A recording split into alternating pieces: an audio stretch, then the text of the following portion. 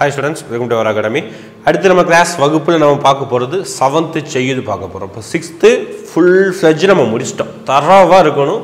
எங்கேயுமே ஒரு பாயிண்ட் கூட நமக்கு தெரியாது அப்படி சொல்ல கூடாது. எப்பவுமே அதை ரிவிஷன் பண்ணிக்கிட்டே இருக்கணும். அப்ப மொத்தம் 5 வகுப்புகள் இருக்கு. 6th, 7th, 8th, 9th, 10th. அதுல நம்ம 6th கம்ப்ளீட் பண்ணிட்டோம். கம்ப்ளீட் பண்ண சாட்டிஸ்ஃபேக்ஷன் உங்களுக்கு இருக்கணும். அதை நீங்க ஞாபகம் வச்சுக்கோங்க. எப்ப கேட்டாலும் சொல்லணும்.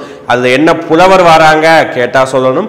இலக்கணம் என்ன டாபிக் வருது, அதுல என்ன பாயிண்ட் எப்பவுமே சொல்லணும். அப்ப எப்பவுமே சொல்லணும் என்ன செய்யணும்? இது வரைக்கும் படிச்ச விஷயத்தை நோட்ஸ் எடுத்து வச்சிருப்பீங்க, இல்லாட்டி கவனிச்சிருப்பீங்க. அதை ஒரு 2 days once என்ன செய்யணும்? அப்பப்போ ரிவிஷன் பண்ணிக்கணும். அப்பப்போ கேள்வி கேட்டு ரிமெம்பர் பண்ணிக்கணும். அதுக்கு ஒரு 1 week அப்புறம் நம்ம ரிமெம்பர் பண்ணிக்கணும். அப்படி ரிமெம்பர் பண்ணா மட்டும்தான் இதுக்கு முன்னாடி படிச்ச விஷயம் பெர்மனண்டா நம்ம மைண்டுக்குள்ள இருக்கும். ஓகே, அப்படி நம்ம விட்டுட்டோம் அப்படின்னா மறந்து போயிடும். அவ்வளவுதான். 7th படிக்கும்போது 6th மறந்து போகும். அதெல்லாம் சொல்ல வருது. சரிங்களா? இன்னைக்கு நம்ம 7th செய்யுள் பார்க்க போறோம். கொஞ்சம் பெரிதாக கூட இருக்கலாம். நிறைய விஷயங்கள் பேச வேண்டியது இருக்கு, நிறைய விஷயங்கள் சொல்ல வேண்டியது இருக்கும். ஓகே, ஃபர்ஸ்ட் பாயிண்ட் போலாமா? ஃபர்ஸ்ட் பாயிண்ட் யார் வராங்க பாருங்க. எங்கள் தமிழ் அப்படிங்கிற ஒரு சாப்டருடைய தலைப்பு. எங்கள் தமிழ், அதுதான் சாப்டரோட தலைப்பு. நாமக்கல் கவிஞர் வே ராமலிங்கனார் அவர் தான் அவருடைய ஆசிரியராக இருக்கிறார். இப்போ நாமக்கல் கவிஞர் ஏன் இவருக்கு பேர் இருக்கு? இவர் நாமக்கல் மாவட்டத்தை சிறந்தவர். ஓகே, இவருடைய இயற்பெயராக என்ன சொல்றோம் அப்படின்னா நாமக்கல். இவருடைய இயற்பெயர் வந்து வே ராமலிங்கனார் சொல்றோம். ஆனால் இவர் நாமக்கல் மாவட்டத்தை சேர்ந்தவர், நாமக்கல் கவிஞர் சொல்றோம். இவருக்கு இன்னொரு பேர் கூட இருக்குது. ஓகே, காந்திய கவிஞர் அப்படின்னு சொல்லுவாங்க. ஏன்னா இவர் வந்து ஒரு விடுதலை போராட்ட வீரர், காந்திய கொள்கைகளால் அதிகமாக ஈர்க்கப்பட்டுள்ளதால் இவரை நம்ம என்ன சொல்றோம்? காந்திய கவிஞர் கூட சொல்றோம். ஓகே, அதுதான் இங்க கொடுத்துருப்பாங்க. அடுத்த பாயிண்ட். ஓகே, எங்கள் தமிழ் பாடலின் ஆசிரியர் வே ராமலிங்கனார். இவர் ஒரு தமிழ் அறிஞர், தமிழ் சம்பந்தமான ஒரு அறிஞர். இவர் ஒரு கவிஞர், இவர் ஒரு விடுதலை போராட்ட வீரர் என்று 3 முகங்கள் இவருக்கு இருக்குது. ஓகே, விடுதலை போராட்ட வீரர், தமிழ் அறிஞர், தமிழ் கவிஞர் என்று பன்முகத்தன்மை கொண்டவர் தான் யாரு? நம்மளுடைய வே ராமலிங்கனார். இவர் தான் அவருடைய புகைப்படம் உள்ள நூல் வந்து மேனாக்கப்பாடிகள். அடுத்து நாமக்கல் கவிஞர். இவருக்கு 2 பேர் இருக்கு சொன்னா. ஒரு பேர் என்ன? நாமக்கல் கவிஞர் அப்படி சொல்லிட்டு ஒரு பேர் இருக்கு, நாமக்கல் மாவட்டத்தை சேர்ந்ததுனால. அடுத்து வேற என்ன பேர் இருக்கு அப்படி பார்த்தீங்கன்னா காந்திய கவிஞர் அப்படின்னு சொல்றாங்க. ஓகே, நாமக்கல் கவிஞர் சொல்றாங்க. இன்னொரு பேர் என்ன சொல்றாங்க? காந்திய கவிஞர் அப்படின்னு சொல்றாங்க. நான் சொன்னேன் காந்தியோடைய மொழி, காந்தியின் மீது பற்று அதிகமா இருக்கிறனால இவருக்கு என்ன பேர் சொல்றாங்க? காந்திய கவிஞர் சொல்றாங்க. அடுத்து தேன் போன்ற மொழி எது? தமிழ் அப்படின்னு சொல்றாங்க. அதுக்கடுத்து ரொம்ப ரொம்ப ரொம்ப ரொம்ப முக்கியமான பாயிண்ட், நம்மளுடைய எக்ஸாம்ல ப்ரீவியஸ் இயர்ல கேள்வி கேட்ட ஒரு பாயிண்ட், தமிழகத்தின் முதல் அரசவை கவிஞர் யார் அப்படின்னு கேட்கிறாங்க. வே ராமலிங்கனார். எப்படி? தமிழகத்துடைய முதல் அரசவை கவிஞர் யாருன்னு கேட்கிறாங்க. அரசவை கவிஞர்னா என்ன அப்படின்னு பார்த்தீங்கன்னா, அதாவது நம்முடைய சட்டமன்றம், அதுக்கப்புறம் நம்மளுடைய கவர்மெண்ட் சார்பாக ஒரு கவிஞர் இருப்பார். அவர் தான் அரசவை கவிஞர். கண்ணதாசன் கூட ஒரு காலத்தில் இருந்திருக்காரு. இவர் பார்த்தீங்கன்னா தமிழகத்துடைய முதல், அதுதான் பாயிண்ட். இது விடுதலை கட்டத்து உடனே தமிழ்நாட்டுடைய முதல் அரசவை கவிஞராக தேர்ந்தெடுக்கார் நாமக்கல் கவிஞர். அடுத்து இவருடைய நூல்கள். எப்பவுமே நம்ம நூல்கள் பார்ப்போமா? நம்ம பகுத்தறிவு, சரி, அதாவது பாவலர், பெருஞ்சித்தனார், பாரதியார் நூல்கள், பாரதிதாசன் நூல்கள் பார்த்தோமா? அதே மாதிரி நாமக்கல் கவிஞருடைய நூல்கள் பாருங்க. என் கதை, சங்கொலி, மலைக்கல்லன், 3 நூல்கள் இருக்குது. என் கதை, சங்கொலி, மலைக்கல்லன், இதுதான் 3. இது எப்படி ஞாபகம் வச்சுக்கலாம்? நம்ம வந்து பாவலரேறு, பெருஞ்சித்தனார் நூலுக்கு ஒரு ஞாபகம் வச்சுக்கிற ட்ரிக் சொல்லியிருந்தோமா? அதாவது 100 கனி கொத்து கொத்தாக உள்ளது அப்படின்னு சொல்லிட்டு நம்ம சொல்லியிருந்தோம். அதே மாதிரி இங்க மலையில இருக்கிற ஒரு கல்லன் என்னை அடிச்சிட்டதுனால என் கதை முடிந்தது, எனக்கு சங்கூதிட்டாங்க. அவ்வளவுதான், ஞாபகம் வச்சுக்கோங்க. ஓகே, மலையில இருக்கக்கூடிய கல்லன் என்னைய அடித்து கொன்றதுனால் என் கதை முடிந்தது, எனக்கு சங்கு ஊதியாச்சு. அவ்வளவுதான். ஓகே, இதுதான் ஒரு இது விஷயமா ஞாபகம் வச்சுக்கோங்க. அப்ப அந்த மலை அப்படின்னா தமிழ்நாட்டுல ஃபேமஸான மலை என்ன மலை அப்படின்னா கொல்லிமலை. கொல்லிமலை எங்க இருக்கு? நாமக்கல் மாவட்டத்தில் இருக்குது. முடிஞ்சு போச்சு, ஞாபகம் வச்சுக்கணும். ஓகே, அப்ப நம்ம 3 விஷயம் ஞாபகம் வச்சுக்கிறோம். அதுக்கு ஒரு பாயிண்ட் ஞாபகம் வச்சுக்கிறோம். மலையில் இருக்கக்கூடிய கல்லன் என்னை அடிச்சு கொண்டுட்டான், என் கதை முடிந்தது, எனக்கு சங்கு ஊதியாச்சு. ஓகே, அப்ப மலைகள்ல ஃபேமஸான ஒரு மலைனா கொல்லிமலை. அது எங்க இருக்குது? நாமக்கல் மாவட்டத்திற்கு. அப்ப நாமக்கல் கவிஞர் எழுதிய நூல்கள் 3 நூல்கள். முடிஞ்சதா? ரைட். அப்போ நாமக்கல் கவிஞர்னாலே 3 பாயிண்ட். தமிழகத்தின் முதல் அரசவை கவிஞர், காந்திய கவிஞர், நாமக்கல் கவிஞர். இன்னொரு பேர் பார்த்தீங்கன்னா நம்மளுடைய 3 நூல்களுடைய பேர். அடுத்து ஒன்றல்ல ரெண்டல்ல உடுமலை நாராயண கவி, அவருடைய நூல்கள் பார்க்கிறோம். ஓகே, ஒன்றல்ல ரெண்டல்ல அப்படிங்கிற ஒரு பாடலுடைய ஆசிரியர் தான் யார் அப்படின்னா உடுமலை நாராயண கவி. இவர் வந்து பார்த்தீங்கன்னா பகுத்தறிவு அதிகமாக பேசியிருப்பார். பகுத்தறிவு இருக்கணும். நாட்டு மக்களுக்கு வந்து எந்த விஷயத்தையும் யார் சொன்னாலும் மூட நம்பிக்கையை நம்பக்கூடாது, சிந்திச்சு யோசிச்சு அதை வந்து பகுத்தாராய்ந்து அதை செயல்படுறார். பகுத்தறிவு கவிராயர் அப்படின்னு சொல்லுவாங்க இவர். ஓகேங்களா? ரைட். இவரை பாடல் வரிகளை என்ன சொல்றாங்க அப்படின்னா, முல்லைக்கு தேர் தந்து புகழ் பெற்றவர் யாருன்னா வேல் பாரி அப்படி சொல்லுவாங்க. பாரி அப்படி சொல்லுவாங்க. அதாவது கடையேழு வள்ளல்கள் 7 பேர் இருப்பாங்க. யாரு? கடையேழு வள்ளல்கள். அது ஒவ்வொருத்தவங்க ஒவ்வொரு விஷயத்தை வந்து தானமா கொடையா வழங்கியிருப்பாங்க. ஃபார் எக்ஸாம்பிள் மயிலுக்கு போர்வை போர்த்தியவர் யார் சொல்லுவாங்க? பேகனை சொல்லுவாங்க. முல்லையை தேர் தந்தவர் அவர் தான் இங்க சொல்றாங்க. ஓகே, முல்லைனா என்னது? முல்லை செடி இருக்கும்ல, அந்த செடிக்கு வந்து தன்னுடைய தேர், பெரிய தேர் இருக்கும், அந்த தேரையே கொடுத்துருவார். எதுக்காக? அந்த முல்லை செடி படர்ந்து அந்த தேர்ல வளருவதற்காக. அப்போ எவ்வளவு பெரிய கொடை வல்லம் பாருங்க. அவருக்கு கொடுத்தது யாருன்னா வேல்பாரி சொல்றாங்க. அதே மாதிரி புலவருடைய சொல்லுக்கு தன் ஓகேவா, அதாவது ஒரு மன்னனுடைய தலையையே தரவதற்கு துணிந்தவன் யார் அப்படின்னா குமண வள்ளல் அப்படின்னு சொல்லுவாங்க. பாருங்க, புலவரின் சொல்லுக்கு தலையை தர துணிந்தவன் யார்? குமண வள்ளல் அப்படின்னு சொல்றாங்க. Okay, next.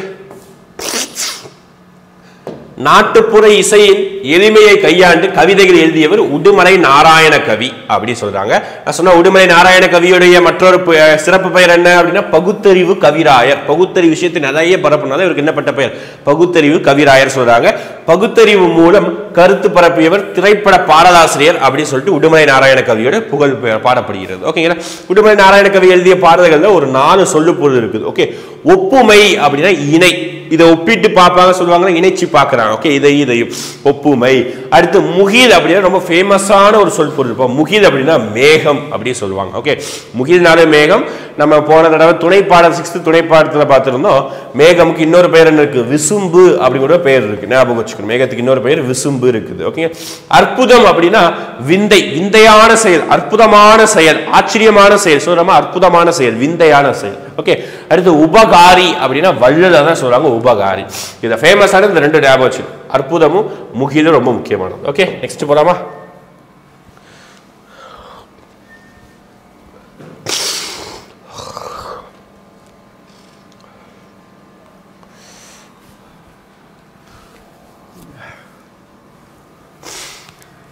அடுத்து நம்மளுடைய உவமை கவிஞரை பத்தி பார்க்க போறோம். சுரதா. ஓகே, சுரதா அப்படி சொல்லும்போது காடு அப்படிங்கிற ஒரு தலைப்புல ஒரு கவிதை எழுதியிருக்காரு. இவங்க தான் சுரதா. ஓகே, நான் உவமை கவிஞர் சொல்றேன். ஏன் உவமை கவிஞர் சொல்றேன் நான் சொல்றேன். ஓகே, காட்டில் உள்ள கிழங்குகளை, அவருடைய பாடல் இருக்கக்கூடிய கருத்துக்களை நம்ம பாயிண்டா படிக்கிறோம்.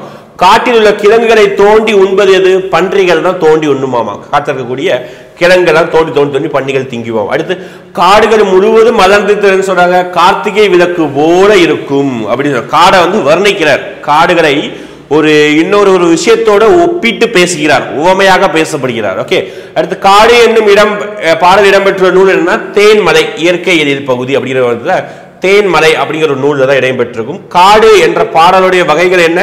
கிள்ளி கண்ணி அப்படின்னு சொல்லுவாங்க. கண்ணினா நம்ம ஆல்ரெடி பார்த்தோம்னா 2 அடி செய்யுள் தான் நம்ம கண்ணி அப்படின்னு சொல்லுவோம். ஓகே, 2 அடி இருக்கும், அதுதான் கண்ணின்னு சொல்றோம். காடு என்ன பாடல் வகை? கிள்ளி கண்ணி அப்படின்னு சொல்றாங்க. அடுத்து பாருங்க, அடுத்து கிளியின் மொழி போன்று இனிய சொற்களை பேசும் பெண்ணை நோக்கி கூறுவது இனிய சந்தத்தில் பாடப்படும் இசை பாடல் வகையவே கிளிகண்ணி அப்படி சொல்றாங்க. அதாவது கிளியின் மொழி போன்ற இனிய சொற்களை பேசும் பெண்ணை நோக்கி, ஒரு பெண்ணை நோக்கி கூறுவது இனிய சந்தத்தில் பாடப்படும் இசை பாடல் வகையை கிளிகண்ணி சொல்றாங்க. சுரதாவுடைய இயற்பெயர் பாருங்க. ஒவ்வொரு கவிஞருடைய இயற்பெயர் ரொம்ப முக்கியப்பா. எல்லா இயற்பெயரும் தனியா எழுதி வச்சுக்கணும். பாரதியுடைய இயற்பெயர், பாரதிதாசனுடைய இயற்பெயர், அப்புறம் வந்து பாவலர் பெருஞ்சித்திரனுடைய இயற்பெயர், பார்த்திருந்தா முடியரசன் இயற்பெயர் ஞாபகம் இருக்கும்னு நினைக்கிறேன். ஓகே, இவங்க எல்லாருடைய இயற்பெயரை நம்ம ஞாபகம் வச்சுக்கணும். ஓகே, சுரதாவுடைய இயற்பெயர் என்ன? ராசகோபாலன் ஞாபகம் வச்சுக்கணும். பாரதிதாசனுடைய இயற்பெயரையும் சேர்த்து அன்பினால் சுப்புரத்தினதாசன். ஆக்சுவலா பாரதிதாசனுடைய இயற்பெயர் என்ன? சுப்புரத்தினம் ஞாபகம் இருக்குன்னு நினைக்கிறேன். பாரதிதாசனுடைய இயற்பெயர் சுப்புரத்தினம். இவர் வந்து பாரதியின் மீது ஆர்வம் கொண்டனால அவர் பாரதிதாசன் மாத்திருப்பார். இவரு பாரதிதாசன் மேலேயே ஆர்வமா இருக்கிறதுனால இவர் என்ன மாத்திக்கிட்டாரு? அவருடைய இயற்பெயரான சுப்புரத்தின தாசன். எப்படி பாருங்க, அதே மாதிரி இவரும் மாத்தினார் சுப்புரத்தின தாசன். இதுல ஒரு சில எழுத்துக்களை மட்டும் எடுத்துட்டு சுரதா வச்சுக்கலாம்.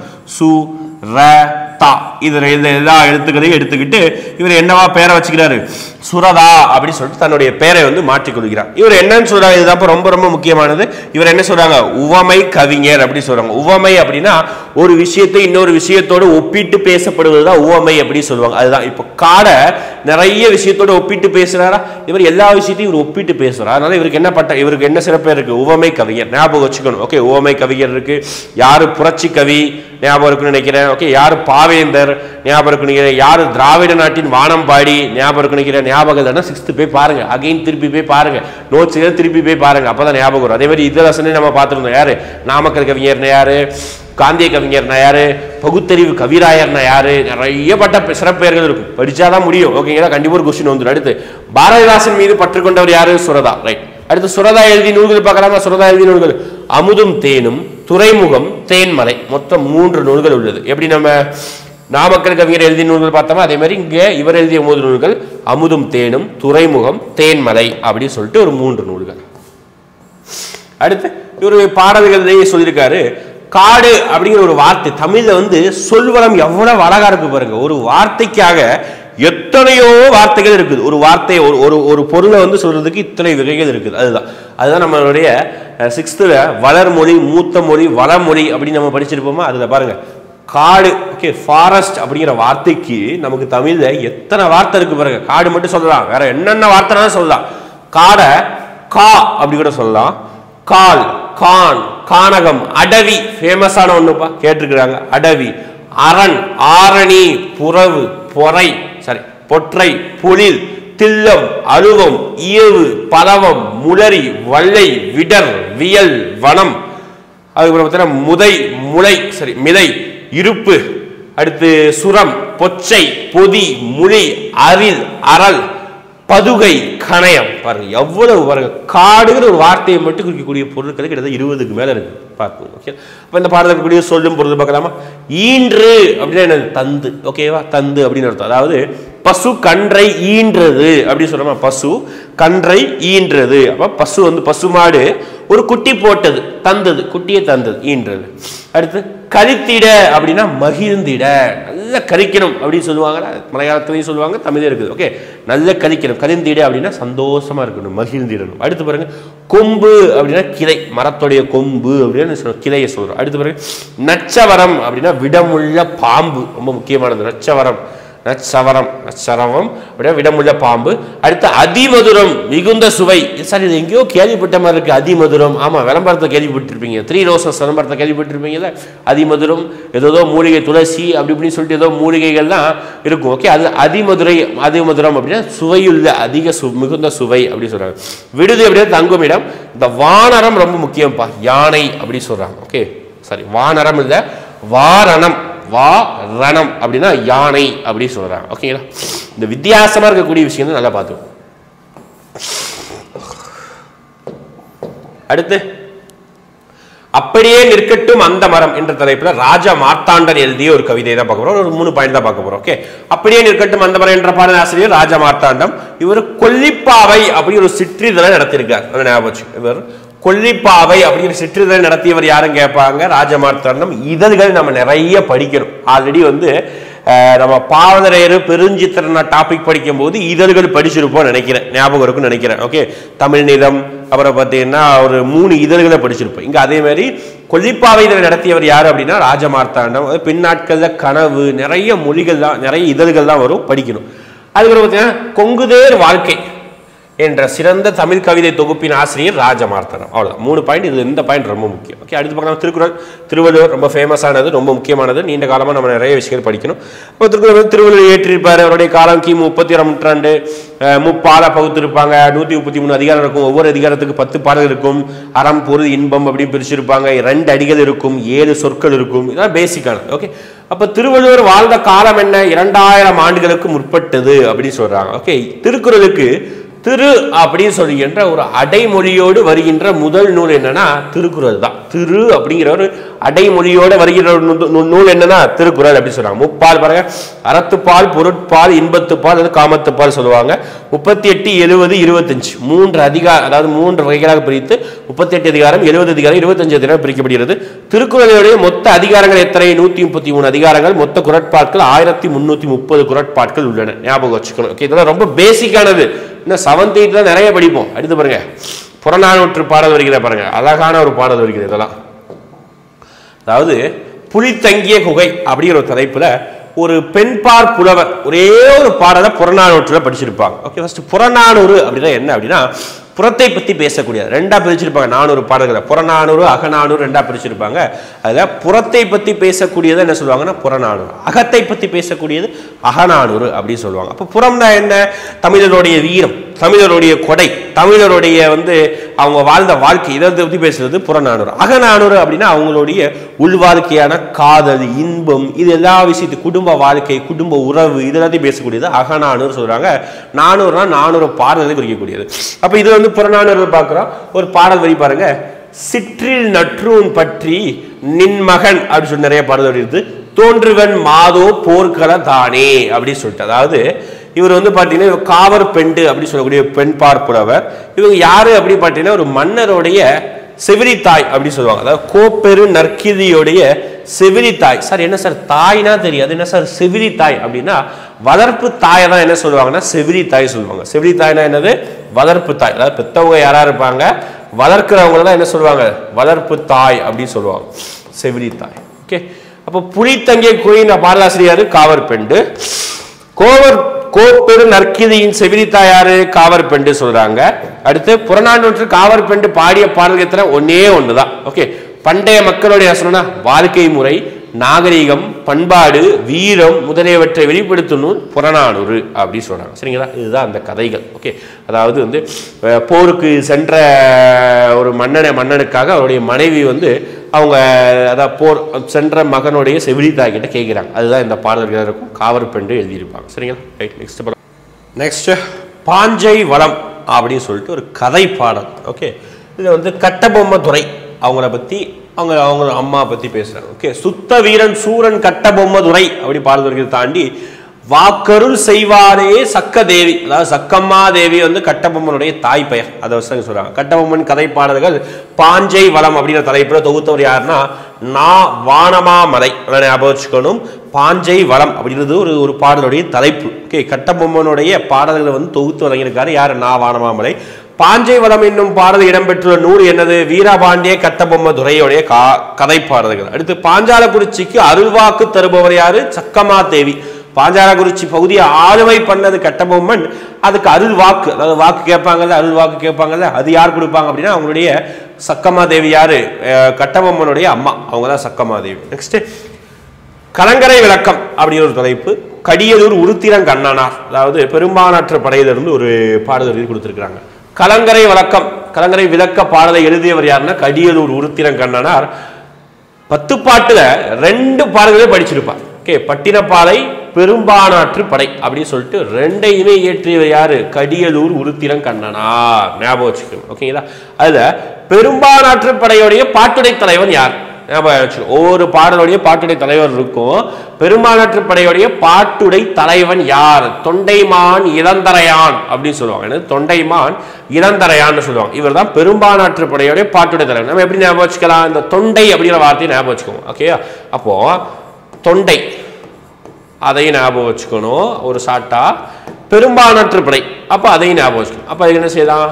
தொண்டை, பெரிய தொண்டை. யாருக்கு? நீங்க கேள்விப்பட்டதுல எவன் ஒருத்தன் கத்திக்கிட்டே இருக்கானோ, என்னை கூட எடுத்துக்குவோம், நான் கூட வீடியோவில் அதிகமாக கத்திக்கிட்டே இருப்பேன். ஓகே, வாய்ஸ் பிச்சு அதிகமாக தான் இருக்கும் எடிட் பண்ணும்போது கூட. ஓகே, அப்போ பெரிய தொண்டை, எனக்கு என்ன இருக்குது? பெரிய தொண்டை இருக்குது. அப்போ பெரும்பானாற்று படை தொண்டை அப்படிங்கிற வார்த்தை வரக்கூடிய ஒருவர் தொண்டைமான் இளந்தரையான். அவர் தான் பார்த்தீங்கன்னா பாட்டுடை தலைவனாக கருதப்படுகிறார். எழுதியவர் யாரு?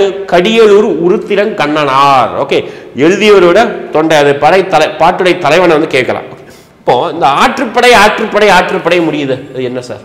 ஏன் ஆற்றுப்படைன்னா என்ன அப்படின்னா, ஒரு புலவர் ஒரு மன்னரிடம் பாடல் படிச்சு பரிசு வாங்கிட்டு போயிருப்பார். ஓகே, அந்த புலவர் மற்றொரு புலவருக்கு வழிகாட்டுவாரு பாருங்க, அதுக்கு பேர் தான் ஆற்றுப்படை, ஆற்றுப்படுத்துதல் அப்படி சொல்லுவாங்க. அதுதான் பரிசு பெற்ற புலவர். பாணர் அப்படின்னா இன்னொரு புலவர். பாணர் போன்றோர் அந்த வள்ளலிடம் பரிசு பெற பிறருக்கு வழிகாட்டுவது அமைவதற்கு பேர் தான் என்னது? ஆற்றுப்படை இலக்கியம் அப்படி சொல்லுவாங்க. ஓகே, அதுதான் 10 பாட்டு. ஃபர்ஸ்ட் இந்த சொல்லும் பொருள் பார்க்க முன்னாடி 10 பாட்டு நூல்களுடைய இது பாருங்க. 10 பாட்டுகள்னா மொத்தத்தில் இருக்குது 10 பாடல்கள் இருக்கும். 10 செய்யுள் இருக்கிறது தான் 10 பாட்டுகள் சொல்லுவாங்க. அதெல்லாம் பாருங்க, திருமுருகாற்றுப்படை, பொருநாறாற்றுப்படை, பெரும்பானாற்றுப்படை, சிறுபானாற்றுப்படை, முல்லைப்பாட்டு, மதுரை காஞ்சி, நெடுநெல்வாடை, குறிஞ்சிப்பாட்டு, பட்டினப்பாலை, மலைப்படுகலாம் அப்படி சொல்லுவாங்க. இந்த மலைப்படுகலாம் அந்த நூலோட இன்னொரு பெயர் என்ன சொல்லுவாங்க அப்படின்னா கூத்தராற்றுப்படை அப்படி சொல்லுவாங்க. கூத்தராற்றுப்படை அப்படி சொல்லுவாங்க. ஓகேங்களா? மலைப்படுகராமுடைய பாட்டுடை தலைவன் நன்னன் அப்படின்னு சொல்லுவாங்க. மலைப்படுகராமுடைய பாட்டுடை தலைவன் நன்னன் சொல்லுவாங்க. ஓகே, 10 பாட்டு ஞாபகம் வச்சுக்கணும். அதுல இந்த 4 பாருங்க படைன்னு முடியுது. திருமுருகாற்றுப்படை, பொருநாரற்றுப்படை, என்னது பெரும்பானாற்றுப்படை, சிறுபானாற்றுப்படை அப்படின்னு சொல்லிட்டு 4 படை நூல்கள் வருது. இதுக்கும் இன்னொரு பேருக்கு கூத்தராற்றுப்படை சொல்றாங்க. அடுத்து மதலை அப்படின்னா தூண் சொல்றாங்க. சென்னி அப்படின்னா உச்சி, சென்னி மலை அப்படின்னா உச்சி மலை அப்படின்னு சொல்லுவாங்க. அடுத்து நெகிரி அப்படின்னா தீச்சுடர், உறவு நீர் பெரும் நீர்பரப்பு, அலுவம் அப்படின்னா கடல் அப்படி சொல்றாங்க. ஓகே. அடுத்து கவின்மிகு கப்பல், அடுத்த ஒரு பாடல்கள் கவின்மிகு கப்பல். உலகு கிளர்ந்தென்ன உருகெழு வங்கம், வங்கம்னா நம்ம இப்பதான் பார்த்துருந்தோம். வங்கம்னா படகு பேர் தான் வங்கம் சொல்லுவாங்க. உலகு கிளர்ந்தென்ன உருகொழு வங்கம், மாட ஒள் எரி மருங்கு அறிந்த ஒய்ய. இது எழுதியவர் யாரு? மருதன் இதன்னாகனார் அப்படி சொல்லக்கூடிய ஒரு புலவர் தான். இவர் சங்ககால புலவர் தான். இவர் வந்து மருதத்திணை, அதாவது அகநானூறு, நம்ம இப்பதான் புறநானூறு பார்த்தா இது அகநானூறு. அகநானூறுல திணைகளாக பிரிச்சு வச்சிருப்பாங்க. மருத திணை, மெய்தல் திணை, பாலை திணை வச்சிருப்பாங்க. மருத திணையில 35 பாடல்களை பாடியவர் தான் இந்த மருதன் இதன்னாகனார். ஓகே. 8 தொகை நூல்கள் ஒன்று இந்த அகநானூறு. அகநானூருடைய வேறு பெயர் பாருங்க நெடுந்தொகை, நீளம் நெடுமையான ஒரு பாடல் வரிகளை கொண்டதுனால என்ன சொல்றாங்க? நெடுந்தொகை அப்படின்னு சொல்றாங்க. அதுதான் 8 தொகை நூல்கள் பாருங்க. நற்றிணை, குறுந்தொகை, ஐங்குறுநூறு, 18 பரிபாடல், கலித்தொகை, அகநானூறு, புறநானூறு, மொத்தம் 8 வகையான நூல்கள் 8 தொகை நூல்கள். அடுத்து பாருங்க வங்கூல் அப்படின்னா காற்று சொல் பொருள்.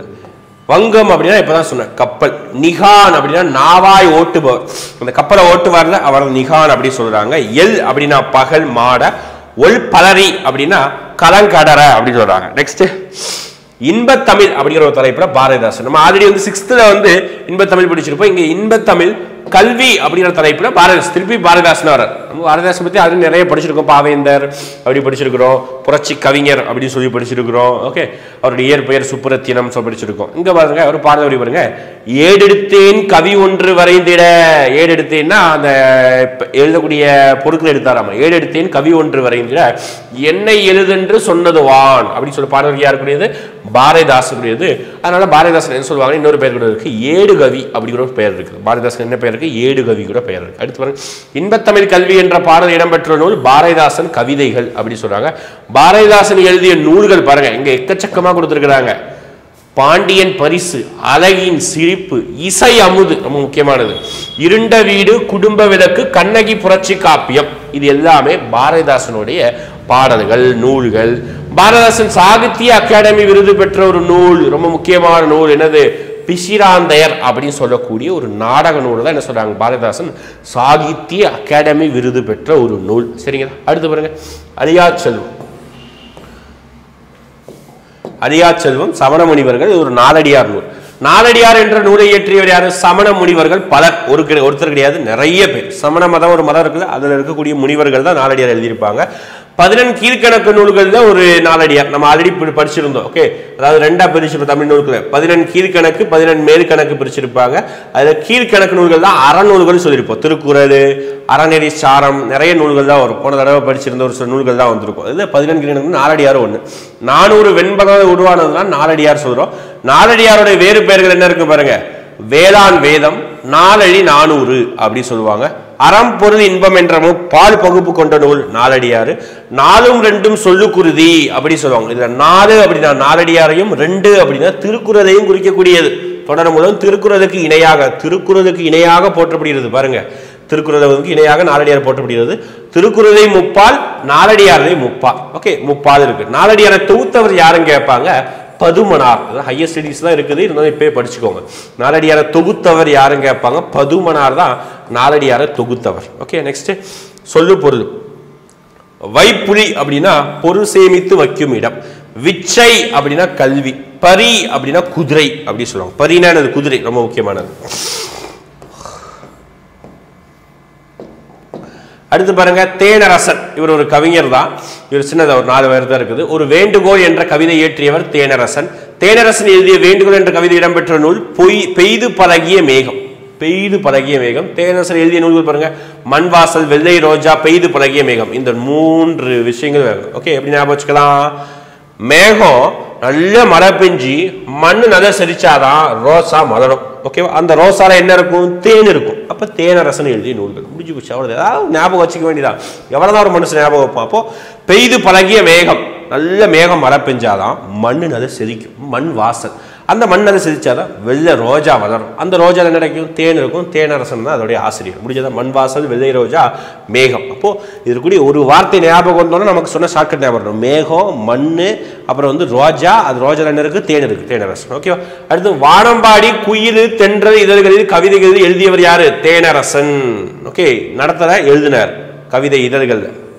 அடுத்து பாருங்க, கீரை பாத்தியும் குதிரையும் அப்படின்னு சொல்லிட்டு இரட்டுற மொழிதலை சொல்றாரு காலமேக புலவர். ஓகே, இரட்டுற மொழிதல் அப்படின்னா ஒரு பொருளை இன்னொரு பொருளையும் ஒப்பிட்டு பேசுவாங்க, அதுதான் இரட்டுற மொழிதல். இவர் தான் காலமேக புலவர். கீரை பாத்தியும் குதிரையும் அப்படி சொல்றாங்க. கீரை பாத்தியையும் குதிரையையும் ஒப்பிட்டு பேசுறாங்க, அவர் தான். ஓகே, காலமேக புலவருடைய இயற்பெயர் என்ன? வரதன் அப்படி சொல்றாங்க.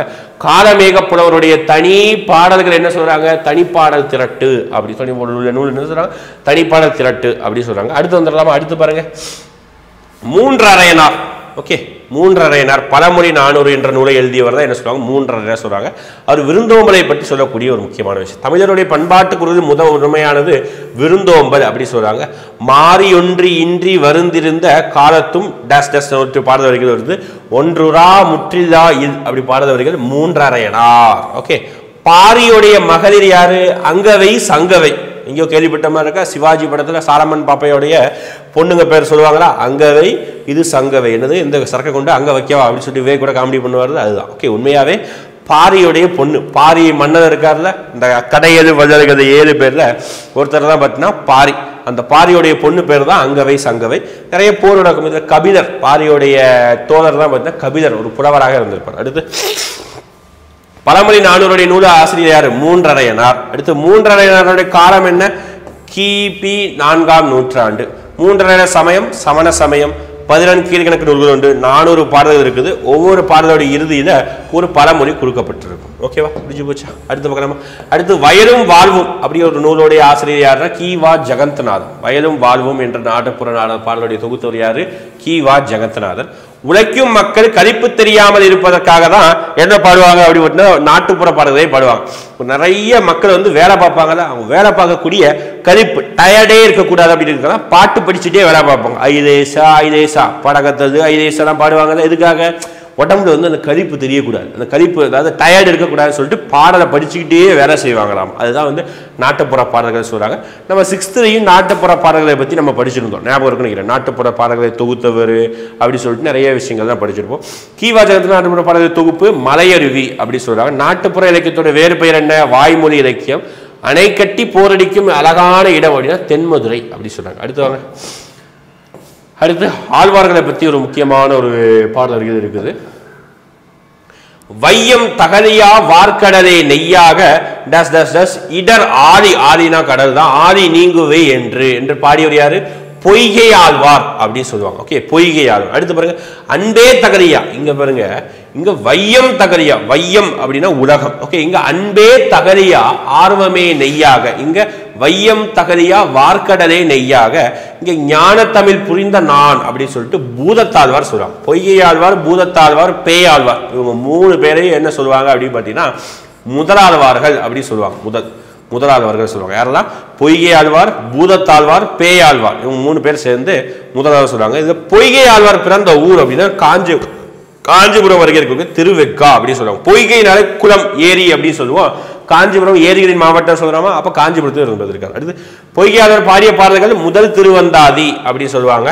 பூதத்தாழ்வார் பிறந்த இடம் மாமல்லபுரம் அப்படி சொல்லுவாங்க. பூதத்தாழ்வார் பாடியது 4000 திவ்ய பிரபந்தத்தில் 2வது திருவந்தாதி அப்படி சொல்லுவாங்க. நெக்ஸ்ட் சொல்லும் பொருளும். வையம் அப்படின்னா உலகம். நான் சொன்னா வையம் அப்படின்னா உலகம். ஓகே, அடுத்து சுடர் ஆழியான் அப்படின்னா ஒளிவிடும் சர்க்கரை உடைய திருமால் தான், பெருமாள் தான் வந்து சுடர் ஆழியான் அப்படி சொல்றாங்க. அந்தாதி அப்படின்னா என்னப்பா? 4000 திவ்ய பிரபந்தம் அந்தாதி சொல்றாங்க. அப்ப அந்தம் கூட்டல் ஆதி அப்படி சொல்லி பிரிப்பாங்க. அந்தம் கூட்டல் ஆதியும் பிரிப்பாங்க. அந்தம் அப்படின்னா என்னது? முடிவு. ஆதி அப்படின்னா என்ன? தொடக்கம். ஓகே, அப்போ ஒரு பாடலுடைய முடிவு அடுத்த பாடலுடைய தொடர்ச்சியா இருக்கும். இதுதான் அந்தாதி சொல்லுவாங்க. அப்போ இங்க ஒரு பாடல் வரி எழுதியிருக்கேன், எப்படி பாடல் வரி எழுதியிருக்கேன். இந்த பாடல் கடைசியில ஒரு வார்த்தையில முடிப்போமா, அந்த வார்த்தை தான் அடுத்த பாடலுடைய முதல் வார்த்தையா இருக்கும். அதுதான் முடிவு, அடுத்த பாடலுடைய தொடக்கமா இருக்கும். அதுதான் அந்தம் கூட்டல் ஆதி, அந்த ஆதி சொல்லுவாங்க. அதான் ஒரு பாடலின் இறுதி எழுத்தோ அசையோ சொல்லோ அடுத்து வரும் பாடலுக்கு முதலாக வருவது அந்த ஆதி சொல்றாங்க. அந்த ஆதி 96 சிற்றிலக்கிய வகைகள்ல ஒண்ணு. 96 சிற்றிலக்கிய வகை இருக்குல்ல, அதுல ஒண்ணுதான் மட்டும் அந்த ஆதி. அடுத்து திருமாலை போற்றி பாடியவர்கள் யார் அப்படின்னா 12 ஆழ்வார்கள் தான் திருமாலை போற்றி பாடியவர்கள். ஓகே, சிவனை போற்றி பாடியவர்கள் நாயன்மார்கள் சொல்லுவாங்க. அவங்க 63 பேர். 12 ஆழ்வார்கள் பாடிய பாடலின் தொகுப்பு 4000 திவ்ய பிரபந்தம். 4000 திவ்ய பிரபந்தம் தொகுத்தவர் நாதமுனி. ஞாபகம் வச்சுக்கணும். இங்கே 4000 திவ்ய பிரபந்தம் தொகுத்தவர் நாதமுனி. நாலடியாரை தொகுத்தவர் பதுமனார். ஞாபகம் வச்சுக்கணும். ஓகே,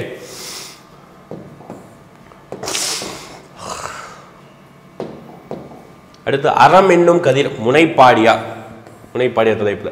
இன்சொல் அப்படின்னா விதை நிலம், வன் சொல் அப்படின்னா கலை, உண்மை பேசுதல் அப்படின்னா எரு, நீர் அப்படின்னா அன்பு. இவைகளை மேற்கொண்டால் அறம் என்னும் கதிர் பெறலாம் அப்படி சொல்றாங்க. முனைப்பாடி ஊரை சேர்ந்தவர் முனைப்பாடியார். சமணர்.